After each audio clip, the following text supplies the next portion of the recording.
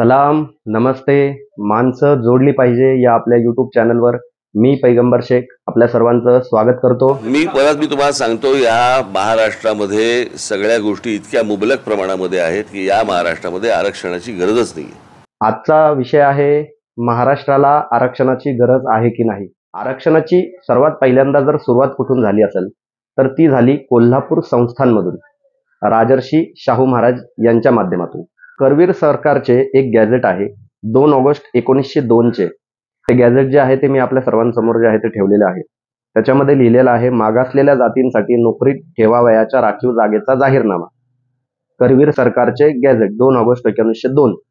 खाजगी खाते तारीख 28 जुलै 1902. यादी रा नायब खाजगी कारभारी निस्बत सरकार करवीर यांचकडे. खाजगी कारभारी निस्बत सरकार करवीर यांचकडून सध्या कोल्हापूर संस्थानामध्ये सर्व वर्णांच्या प्रजेस शिक्षण देण्याबद्दल व त्यास उत्तेजन देण्याबद्दल प्रयत्न केले आहेत, परंतु सरकारच्या इच्छेप्रमाणे मागासलेल्या लोकांच्या स्थितीत सदरहू प्रयत्नास जितके यावे तितके यश आले नाही. हे पाहून सरकारास फार दिलगिरी वाटते.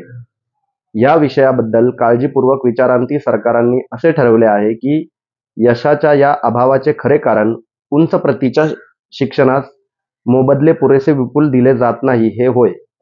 या गोष्टीस काही अंशी तोड काढण्याकरिता उंच प्रतीचे शिक्षणापर्यंत महाराज सरकारच्या प्रजाजनांपैकी मागासलेल्या वर्णांनी अभ्यास करावे म्हणून उत्तेजन दखल आपल्या संस्थांच्या नोकरीचा आजपर्यंत चालू असल्यापेक्षा बराच मोठा भाग त्यांच्याकरिता निराळा राखून ठेवणे हे इष्ट होईल, असे सरकारांनी ठरवले आहे.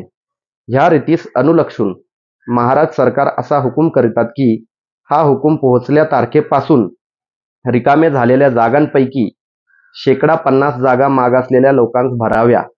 ज्या ऑफिसांमध्ये मागासलेल्या वर्गाच्या अंमलदारांचे प्रमाण सध्या 50% पेक्षा कमी असेल तर पुढची नेमणूक या वर्णातील व्यक्तीची करावी.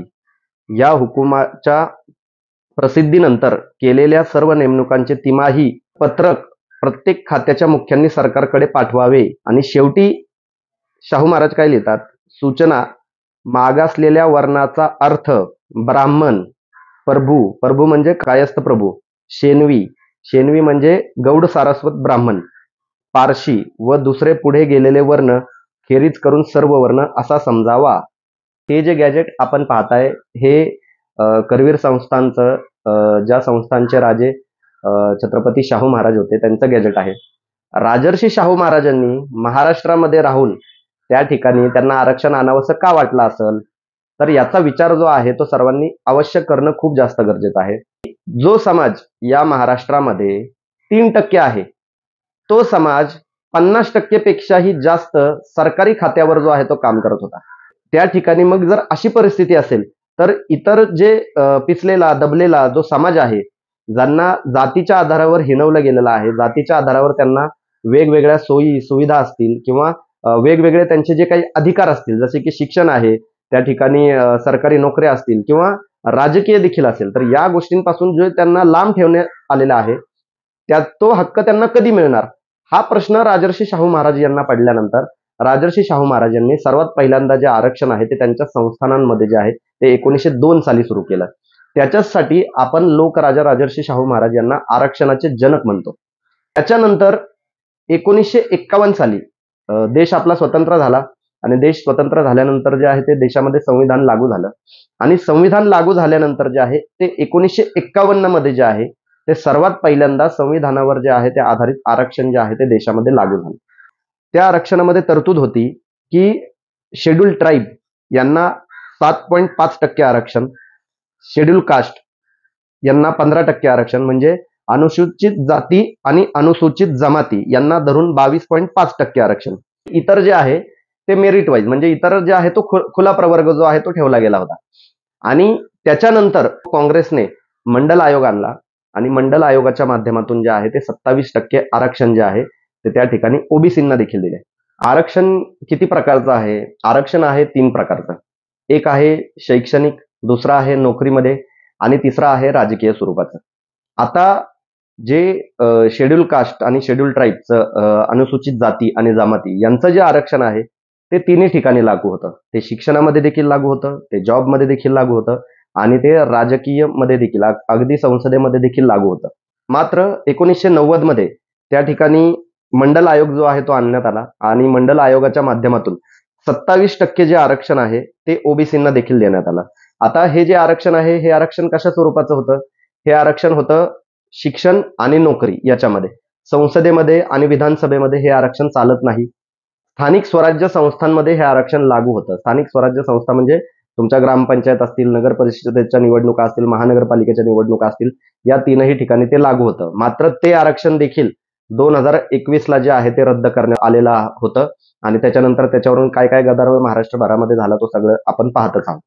राज ठाकरे यांचं म्हणणं होतं की महाराष्ट्रामध्ये आरक्षणाची खरंच गरज आहे का? माझं राज ठाकरे यांना हे सांगणं आहे की महाराष्ट्रामधूनच आरक्षणाची सुरुवात झाली होती. ती सुरुवात कशामुळे झाली होती याचा आपण थोडंसं खोलामध्ये जाणं खूप जास्त गरजेचं आहे. तुम्ही अभ्यासू खरं तर नेतृत्व आहात, तुमचा अभ्यासही दांडगा आहे.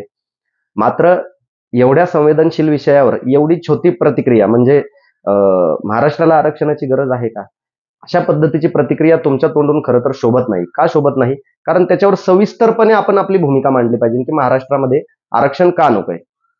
आजच्या देखील घडीला आपण पाहाल की कित्येक अशी ठिकाणं आहेत ज्या ठिकाणी ज्या जातींना आधीपासून हीन दर्जाची वागणूक वगैरे दिली जात होती, ते अमुक एका जातीमध्ये जन्मलेले आहेत म्हणून त्या एका खालच्या दर्जाची जी आहे ती वागणूक देण्याचा प्रयत्न केला जात होता, ती आत्ता देखील खूप साऱ्या गावांमध्ये आणि शहरी भागामध्ये देखील देण्याचा प्रयत्न केला जातो, आपण पाहतोय. आणि ही जी परिस्थिती आहे ही आरक्षण जे आहे ते नष्ट केल्यानंतर म्हणा किंवा आरक्षण जे आहे ते संपवल्यानंतर काय निर्माण होऊ शकते याचा साधा सुद्धा विचार आपण केलाय का? आज आपण जर पाहाल तर केरळ सारख्या राज्यामध्ये ज्या राज्यामध्ये शिक्षणाचा दर हा 94% आहे, त्या राज्यामध्ये देखील आरक्षण नको असं कोणी म्हणत नाही. त्या राज्यामध्ये देखील आरक्षण आहे. महाराष्ट्रामध्ये ज्या ठिकाणी केरळपेक्षाही कमी शिक्षणाचा दर आहे, साधारण 84% जो आहे तो शिक्षणाचा दर महाराष्ट्रामध्ये आहे, त्या ठिकाणी अशा पद्धतीची वक्तव्य एका मोठ्या पक्षाच्या नेत्याकडून केले जात आहे. हे खरं तर दुर्दैवी आहे म्हणावं लागेल आणि हास्यास्पद देखील आहे म्हणावं लागेल. का अशा पद्धतीची वक्तव्य जाणीवपूर्वक केली जातात हा देखील प्रश्न माझ्यासारख्या माणसाला पडतो. निश्चितच महाराष्ट्रामध्ये असे काही घटक आहेत, असे काही विचारांचे लोक आहेत जे महाराष्ट्रामधून जे आहे ते आरक्षण महाराष्ट्रामधूनच नाही देशभरातून आरक्षण जे आहे ते रद्द व्हावं असे विचार करतात. आता हे विचार करणारे फक्त सवर्ण म्हणवले जाणारे लोक आहेत का? तर नाही.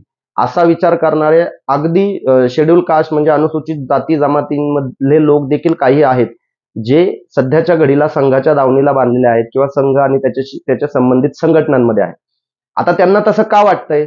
त्यांना ह्याच्यामुळे वाटतंय कारण काही ठिकाणी ते आर्थिकदृष्ट्या जे आहेत ते सधन झालेले आहेत. त्यांना नेतृत्व करण्याची संधी मिळालेली आहे आणि त्यांना ती संधी मिळाल्यामुळे त्यांना असं वाटतं की आरक्षणाची आता गरज राहिलेली नाही. माझं त्या भावंडांना देखील सांगणं आहे की तुम्हाला जी संधी मिळते ना ती आरक्षण आहे म्हणून मिळते. तुम्हाला आरक्षण आहे त्याच्यामुळे तुमचं नेतृत्व त्या ठिकाणी लागतं, तुमची गरज त्या ठिकाणी त्यांना लागते म्हणून तुम्हाला विचारलं जात आहे. जर ते रिझर्वेशनच नसतं तर तुम्हाला विचारलंच गेलं नसतं. याचा साधा आणि सोपा विचार आपण का करत नाही? जर त्या ठिकाणी 22.5% आरक्षण हे शेड्यूल कास्ट आणि शेड्यूल ट्राईब यांना आहे, अनुसूचित जाती जमातींना, तर तुम्हाला का विचारलं जाणार नाही? आणि ते आरक्षण तुमचं स्थानिक स्वराज्य संस्थांपासून ते संसदेपर्यंत आहे, मग तुम्हाला का विचारलं जाणार नाही? हा प्रश्न तुम्ही स्वतःला विचारा. आरक्षण आहे म्हणूनच तुम्हाला प्रत्येक पक्ष विचारतो. प्रत्येक पक्षाला त्या ठिकाणी स्वतःची सत्ता स्थापन करायची असेल तर त्यांना त्या ठिकाणी तुमची गरज 100% आहे. संसदेमध्ये आहे, विधानसभेमध्ये आहे, स्थानिक स्वराज्य संस्थांमध्ये आहे आणि त्याच्यामुळे तुमचं नेतृत्व म्हणून जे आहे ते त्या ठिकाणी वापर केला जातो. जर ते आरक्षणच नसतं तर तुम्हाला त्यांनी विचारलंच नसतं. मात्र त्या आरक्षणाचा लाभ घेतला जातोय आणि कुठल्या तरी मनुवादी विचारांच्या ज्या संघटना आहेत, संस्था आहेत, त्यांना काहीतरी त्या ठिकाणी त्यांच्यामध्ये सामील व्हायचं आणि त्यांच्यामध्ये सामील होऊन काहीतरी आम्हाला आरक्षणाची गरज नाही अशा पद्धतीचे काहीतरी विचार जे आहेत ते स्वतःच्या डोक्यामध्ये पण भरून घ्यायचे आणि सार्वजनिक ठिकाणी देखील काही ठिकाणी मांडण्याचा जो आहे तो प्रयत्न करायचा. हे संपूर्णपणे हास्यास्पद आहे. ज्या गोष्टीमुळे आपल्याला त्या ठिकाणी त्या गोष्टी मिळालेल्या आहेत त्या गोष्टी सोडून कसं चालेल याचा साधा आणि सोपा विचार त्यांनी करावा अशी देखील मी या ठिकाणी या माध्यमातून विनंती करतो. त्याच्याही पलीकडे जाऊन महाराष्ट्रामध्ये सरकारी नोकऱ्या नक्की आहेत किती हा देखील प्रश्न त्या ठिकाणी विचारला गेला पाहिजे. महाराष्ट्रामध्ये साधारण आत्ताच्या घडीला जे आहे ते 13 लाख सरकारी कर्मचारी आहेत. महाराष्ट्राची लोकसंख्या ही साधारण 12,85,00,000 पेक्षा जास्त लोकसंख्या महाराष्ट्राची आहे. आपण 13 कोटीला आता टच होतोय. सरकारी नोकऱ्या या एकूण नोकऱ्यांपैकी एकूण लोकसंख्येच्या प्रमाणामध्ये जर पाहिल्या तर 1% आहेत. बाकीच्या ज्या काही 99% नोकऱ्या आहेत त्या 99% नोकऱ्या गेल्या कुठे? हा प्रश्न जो आहे तो महाराष्ट्रातील सामान्य जनतेला पडला पाहिजे असं देखील मला या ठिकाणी वाटतं. राहिला प्रश्न राज ठाकरे यांचा, तर राज ठाकरे यांना माझं सांगणं आहे की केवळ महाराष्ट्रच नाही तर संपूर्ण भारताला जे आहे ते आरक्षणाची गरज आहे. आपण जर पाहाल तर गेल्या अनेक शतकांपासून जे आहे ते महाराष्ट्रामध्येच नाही भारतभरामध्ये जे आहे ती वर्णव्यवस्था जी आहे ती त्या वर्णव्यवस्थेच्या माध्यमातून जी जात व्यवस्था निर्माण केली गेलेली होती किंवा जात व्यवस्थेच्या माध्यमातून जी काही वर्णव्यवस्था उभी राहिली होती त्याच्या माध्यमातून ज्या जातींना कमी लेखलं गेलं होतं त्या जातींचं मोठ्या प्रमाणामध्ये जे आहे ते शोषण झालेलं आहे. गेल्या अनेक शतकांपासून हजारो वर्षांपासून जे आहे ते शोषण झालं. त्यांना कुठलेही हक्क दिले गेले नाही. आता याच्या विरोधामध्ये काही कोणी बोललं नाही अशातला काही भाग आहे का? तर नाही.